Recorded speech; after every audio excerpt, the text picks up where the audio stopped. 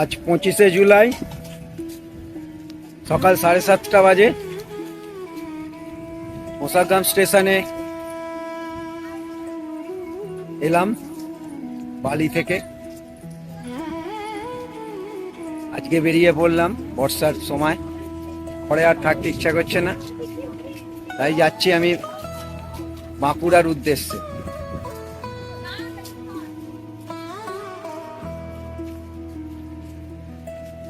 এই আমাদের এই মোসাগ্রাম থেকে বাঁকুড়া যাওয়ার এই ট্রেন জার্নিটা আমি কয়েক বছর আগে একবার এসেছিলাম, তখনই ভেবেছিলাম এই সুন্দর ট্রেন জার্নিটা একবার ক্যামেরাবন্দি করব।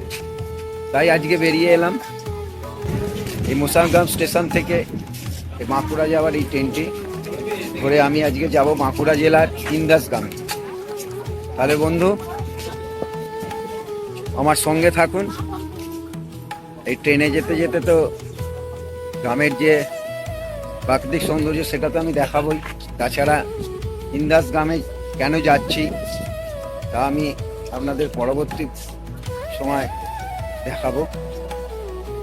তাহলে এখনকার মতন রাখছি, আপনারা সঙ্গে থাকুন, যেখানে যা সুন্দর জিনিস দেখবো এই বাঁকুড়া জেলার তা আমি ক্যামেরা বন্দি করে রাখবো।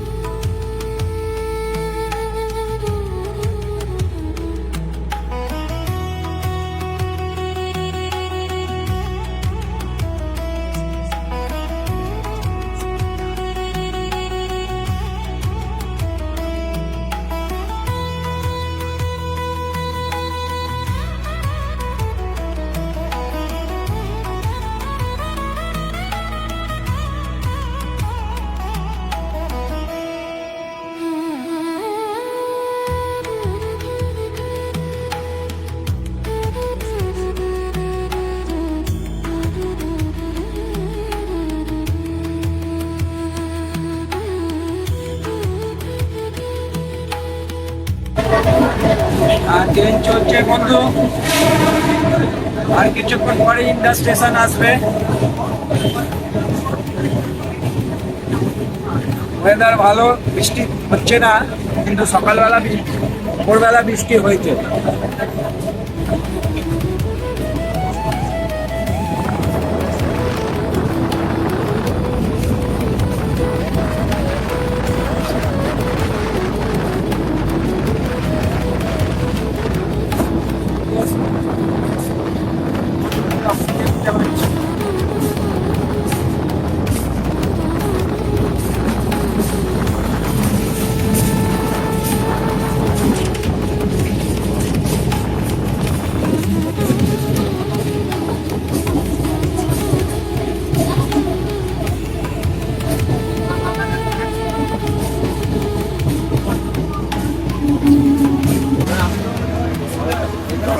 পড়ে যাচ্ছে।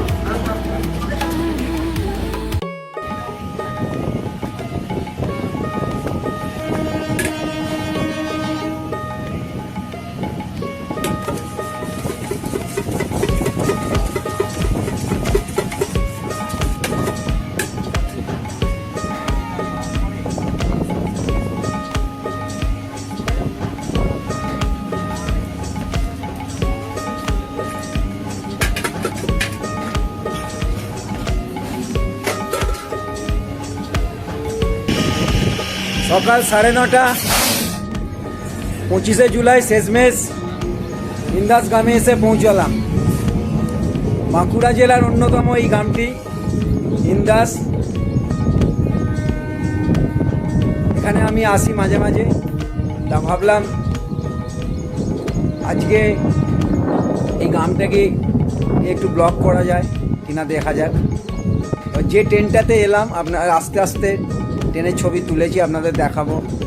খুব ছোট ট্রেন, মিটার গেজের ট্রেন যেটাকে বলে, সিঙ্গেল লাইনের। মোসাগ্রাম থেকে বাঁকুড়া যায়। এই ট্রেনটায় করে আপনারা বাঁকুড়া, বিষ্ণুপুর এমনকি মুকুটমণিপুরও যেতে পারে, বাঁকুড়া স্টেশন থেকে নেবে। এটা মোসাগ্রাম থেকে আসে, হাওড়া থেকে যে কোনো ট্রেনে কল লাইনে মোসাগ্রামে নেবে এই ট্রেনটা ধরতে পারে। ট্রেনের টাইম টেবিল নেই, 1 ঘন্টা অন্তর অন্তর ট্রেনটি আসা যাওয়া করে। তাহলে বন্ধু আমার সাথে থাকুন, আমি আজকে সারাদিনটা ইন্দাসগ্রামে থাকবো এবং এখানকার যা যা দর্শনীয় স্থান আছে সেগুলোকে ছবি তুলব এবং আপনাদের কাছে সেই ছবি পাঠাবো। স্টেশন থেকে ট্রেকারে করে এই ট্রেকারে ছাড়ে করে যাচ্ছি এখন তলা শান্তগ্রাম শান্তস্তম।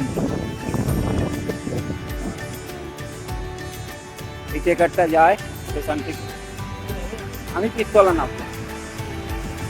কাকা বসে আছে, ভাইটা সব বসে আছে। এই যে দিদিরা ঝুলে ঝুলে যাচ্ছে, দাদা বলছিল ভিডিও আমার দাদা ভালো আছেন তো? হ্যাঁ ভালো আছি, আপনি ভালো করে চালিয়ে যান।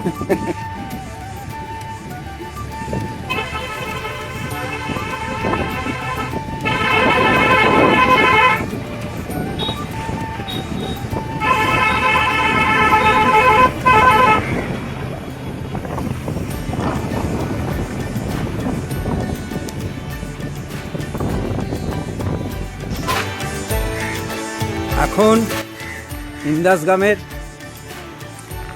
একটি অতি প্রাচীন মন্দিরে প্রবেশ করছি।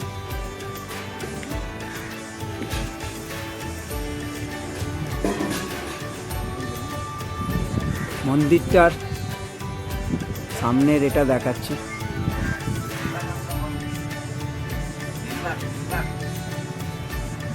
হ্যাঁ দাদা, এটা মন্দিরটা কি নাম আছে? নির্বাক আশ্রম মন্দির।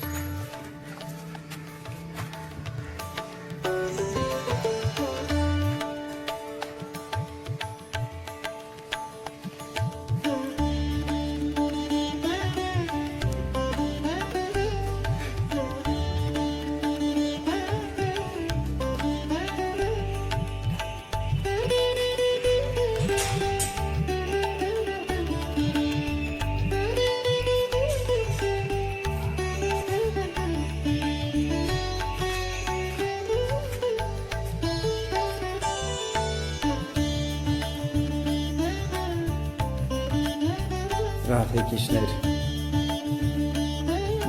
বিগ্রহ রয়েছে।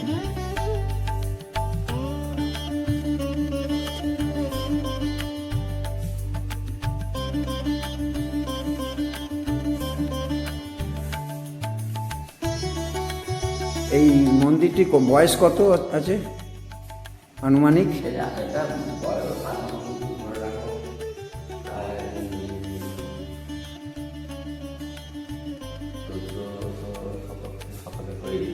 আমরা দিয়েছেন, আমরা 16-17 বছর মানে 2024-25 আমরা এটা রিমডেলিং করে যাই। 2024-এ আবার এইটাকে মেরামত করে রিমডেলিং করা হচ্ছে। আজকে 25 তারিখ, ঘড়ির কাঁটায় এখন 5টা বাজে। ইন্দাসে, বাঁকুড়া জেলার ইন্দাসগ্রামে শ্রী শ্রী গৌরী পণ্ডিতের জন্মভিটে আমি এসেছি।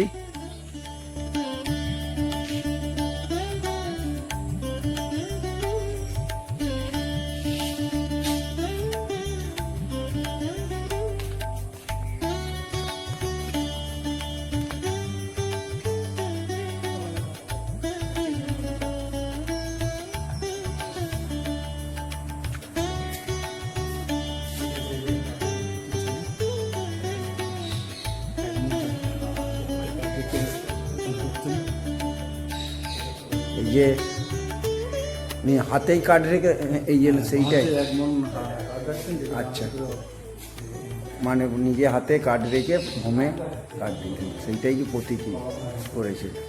এই হাতের মধ্যে যে কাঠ রেখে আগুন দিয়ে হোম করতেন।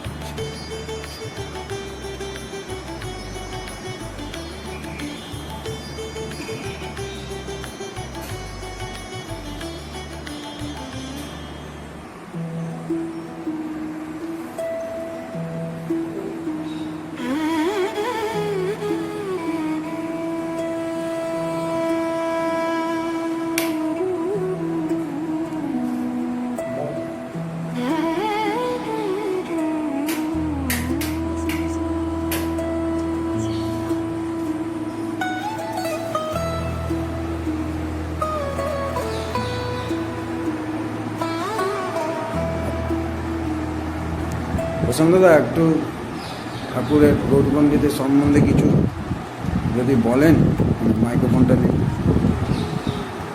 যাও কিছু এই আপনি একটু শ্রী শ্রী গৌরী পণ্ডিতের সম্বন্ধে কিছু জানতে চাইছেন, উনি কে ছিলেন এবং শ্রী রামকৃষ্ণর সম্বন্ধে যে শোনা যায় সেটা একটুখানি যদি বলেন। উনি তৎকালীন রামকৃষ্ণের যুগের সময় উনি তৎকালীন যুগের ইন্দাসের গৌরী পণ্ডিত ছিলেন, তন্ত্র সাধক। যখন রামকৃষ্ণদেবকে সবাই অবতার বলে বলছেন, কিন্তু মথুরবাবু অবশ্য সম্মত হচ্ছেন না, অন্য কেউ সম্মত হচ্ছেন না, তখন মথুরবাবু বললেন যে ইন্দাসের গৌরী পণ্ডিতকে ডাকা হোক। তো ইন্দাসের গৌরী পণ্ডিতকে তখন ডাকা হয়েছিল এবং উনি যে বলেছিলেন ইনি অবতার নন, অবতারদের অবতার, ব্যাসদেব যার প্রকৃতির পাননি ইনিই তিনি। এই হচ্ছে ইন্দাসের গৌরী পণ্ডিত। মানে গৌরী পণ্ডিতই শ্রী ঠাকুরকে অবতার রূপে ঘোষণা করার পর তখন সারা পৃথিবীতে অবতার বলে অবতারদের অবতার, অবতারদের অবতার বলে। এই হচ্ছে ওনার বাঁকুড়া জেলার ইন্দাস গ্রামে ওনার জন্মস্থান। সেই জন্মস্থানে আমরা দাঁড়িয়ে আছি।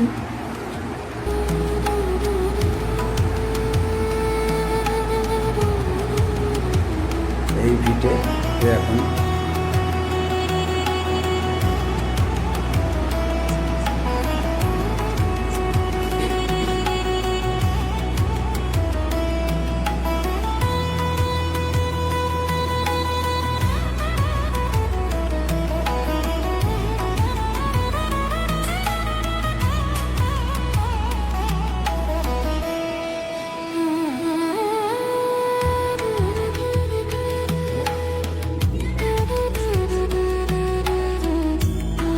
বাঁকুড়ার ইন্দাস গ্রামে শ্রী শ্রী গৌরী পণ্ডিতের যেখানে কালী পুজো করেছিলেন সেই মন্দিরটিতে এখন এসেছি।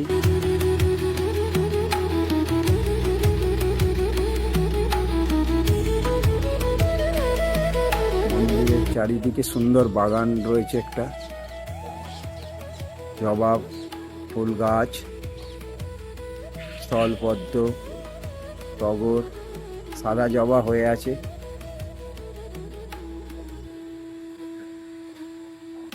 এখানে প্রত্যেক দিন গীতা পাঠ করা হয়, পুজো আচ্ছা করা হয়, তাছাড়া উৎসব করা হয়।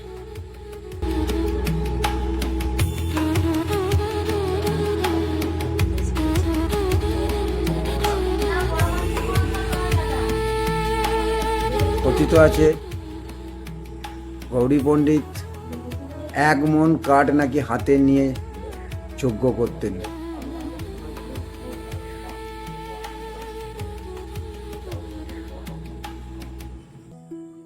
এবং উনি শ্রী শ্রী ঠাকুর রামকৃষ্ণ দেবকে অবতার বলে ঘোষণা করেছিলেন।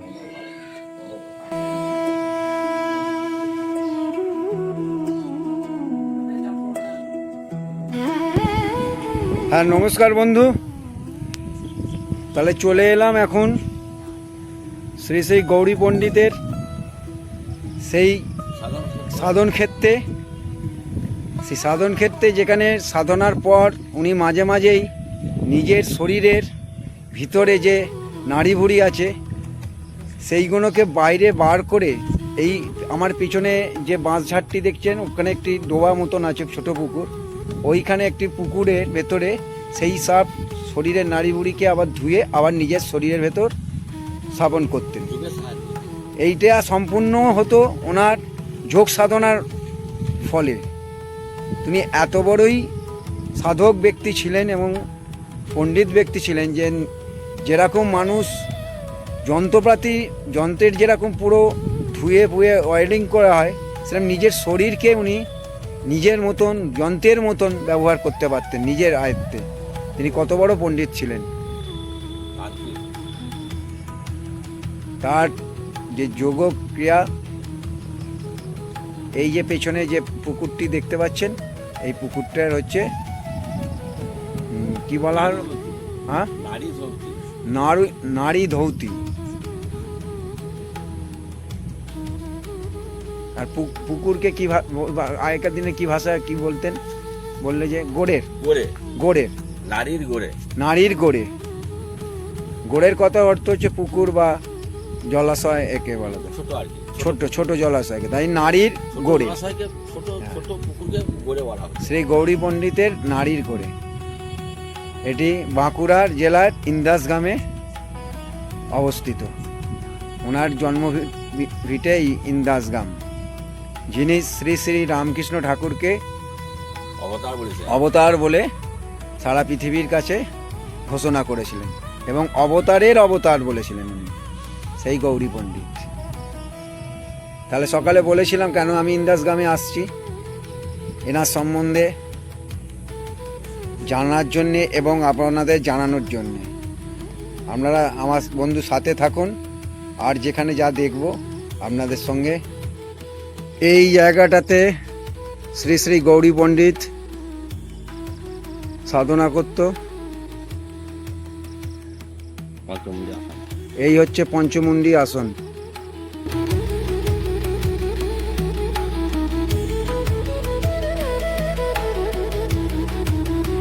এইখানে গৌরী পণ্ডিত পঞ্চমুণ্ডী আসলে সাধনা করে, ওইখানে এর আগে যে ভিডিওতে দেখিয়েছি আমি, ওই পুকুরে গিয়ে ওনার শরীরের নাড়ি ভুঁড়ি বার করে পরিষ্কার করে আবার যোগ বলের দ্বারা তাকে শরীরের ভেতর স্থাপন করে করতেন।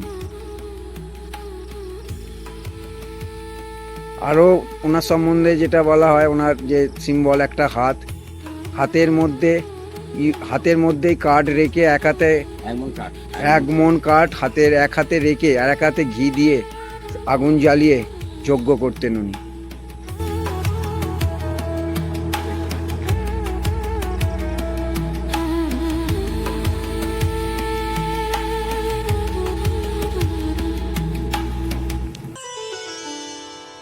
এই যে সিদ্ধি ডাঙা পঞ্চমুণ্ডী আসন পাটি, এইখানে আরতি করতেন, ধ্যান করতেন।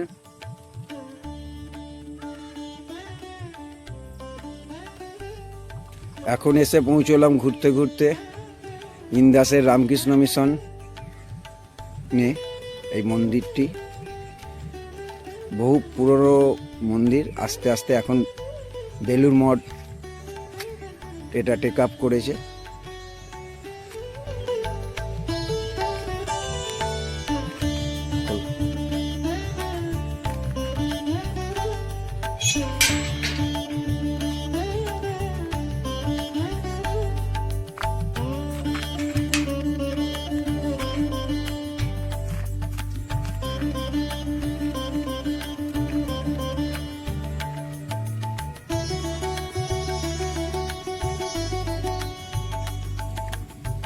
দুর্গা মঞ্চ।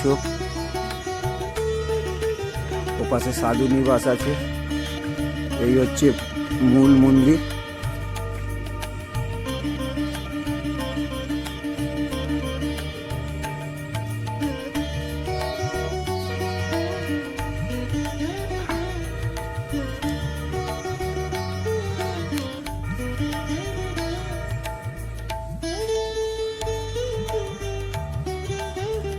এখানে প্রত্যেক দিন সন্ধ্যেবেলা আরতি হয়, গীতা পাঠ হয়।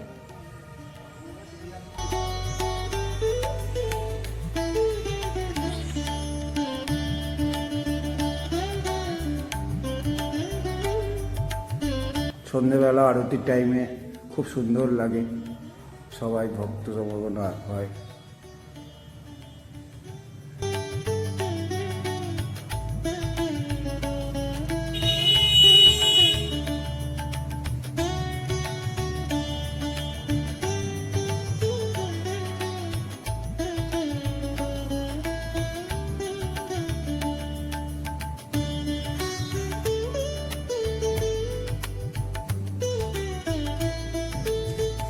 এই মিশন চত্বরের বাগান, কি সুন্দর বাগানটা।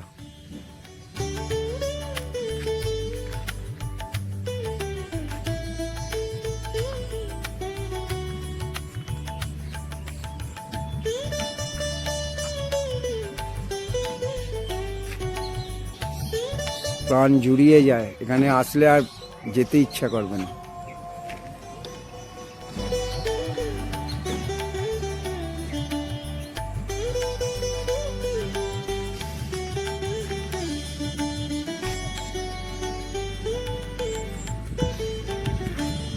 এই রাস্তার ওপারেই একটা বড়, কত সুন্দর পুকুরটা। এখানে বসার জায়গা আছে,